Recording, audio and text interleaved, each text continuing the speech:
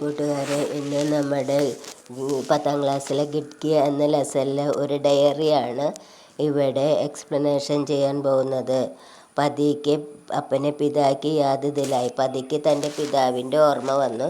അതിനെക്കുറിച്ച് ഒരു ഡയറിയാണ് ഇവിടെ വിവരിക്കണേന്ന്. അപ്പം നമുക്ക് ക്വസ്റ്റ്യൻ നോക്കാം. റെയിൽഗാഡിക്ക് അനുഭവം പതിക്കു അപ്പനെ പിതാക്ക് യാത് ദിലായി.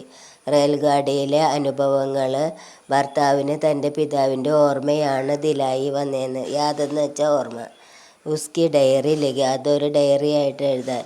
അപ്പോൾ ആ ഡയറി എഴുതുമ്പോൾ എന്താണ് ശ്രദ്ധിക്കേണ്ടത്? താരിഖ് എന്ന് വെച്ചാൽ ഡേറ്റ് എഴുതണം, ദിവസം എഴുതണം. ഇനി അടുത്ത പാരഗ്രാഫ് നോക്കാം. ഷാദി മേ ഭാഗ് ലേനാഥ ഹോഷിയാർപൂർ ദേ. അതായത് ഷാദി എന്ന് വെച്ചാൽ വിവാഹത്തിൽ പങ്കെടുക്കാനായിട്ട് ഹോഷിയാർപൂരിലേക്ക് പോകണമെന്ന്.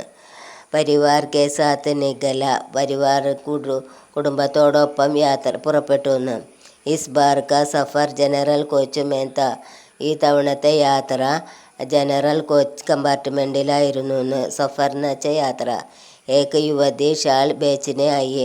അപ്പോൾ ഈ ട്രെയിനിൽ ഒരു യുവതി ഷാൾ വിൽക്കാനായിട്ട് വന്നു എന്ന്. ഷാൾ എങ്ങനെയുള്ളതായിരുന്നു? രംഗ് വിരങ്കി ഷാളോങ്ക ഭാരി ഗട്ടാർദ, പല നിറങ്ങളിലുള്ള ഷാളുകളുടെ ഒരു ഘട്ടായിരുന്നു എന്ന്. ഉസ്കെ പാസ്, അവളുടെ അടുത്ത്. ഉസ്നെ പത്നി സെ ബാത്തേക്ക്, അവൾ പത്നിയോട് സംസാരിച്ചു.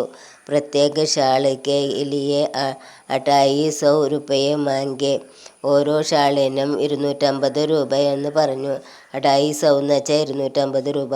ദോനും തോൽമോൽ കർണേ ലഗി, രണ്ടുപേരും പത്നിയും യുവതിയും തോൽമോൾ എന്ന് വെച്ചാൽ വിലപേശാൻ തുടങ്ങിയെന്ന്. അന്തിമേ ബിക്രി 150 രൂപയെ പർ തൈക് ഹുയി, അവസാനം 150 രൂപയിൽ ഏർപ്പെട്ടു എന്ന് തീരുമാനിച്ചു. പത്നി ഇങ്ങനെ 5 പീസ് ലേലി, പത്നി 5 പീസ് എടുത്തു. മുജിസെ 750 രൂപ ലേക്കർ യുവതി ചലി ഗയി. 750 രൂപ കൊടുത്ത് യുവതിക്ക് കൊടുത്തു. തോൽ മാൽ കെ ബീച്ച് പത്നിനെ കഹ, വിലപേശുന്നതിനിടയിൽ പത്നി പറഞ്ഞു. ഏക്ക് ബീസ് കെ ലിയെ 100 രൂപയെ, ഒരു പീസിന് 100 രൂപ തരാമെന്ന്. സൗത്ത് ബഹൂത്ത് കം ഹെ ദീദി, അപ്പോൾ യുവതി പറയാണ് 100 ആണെങ്കിൽ വളരെ കുറവാണെന്ന്. യഹ് കഹത്തെ ഹുയെ ഉസ്കി ആങ്കെ ബർ ഗയിത്തെ, ഇത് പറഞ്ഞിട്ട് അവളുടെ കണ്ണുകൾ നിറഞ്ഞിരുന്നു യുവതിയുടെ. യഹ് ദേഖ് കർ മുझे പിതാജി കി യാദ് ആയി, ഇത് കണ്ടിട്ട് എനിക്ക് പിതാജിയുടെ ഓർമ്മ വന്നു. വേ ബി റെയിൽഗാഡി മേ സാമാൻ ബേച്ചത്തെ തെ, ഞാനും റെയിൽഗാഡിയിൽ അദ്ദേഹവും റെയിൽഗാഡിയിൽ വേന്ന് വെച്ചാൽ അദ്ദേഹവും റെയിൽഗാഡിയിൽ സാമാനം വിട്ടിരുന്നു. ആര്? ഈ പതിയുടെ ഫാദർ.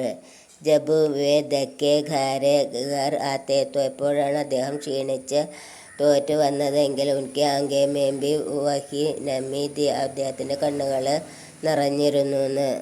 ജോ ഉസ് യുവതിക്ക് ആങ്കോ മേന്തി, ആ യുവതിയുടെ കണ്ണുകളേതുപോലെ.